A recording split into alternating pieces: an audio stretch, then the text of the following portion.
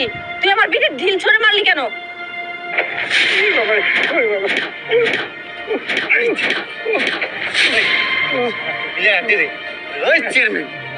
কত করে কইছি? তার মানে ও আমাকে এই পর্যন্ত আনার জন্যই এই কাজটা করেছে। থাক বাবা, তুমি ভয় পেও না। দাঁড়া।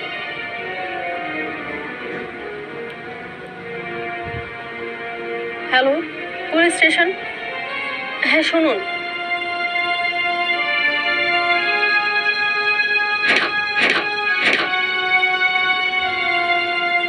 বাবা এখন আর ভয়ের কোনো কারণ নেই, ঠিক আছে?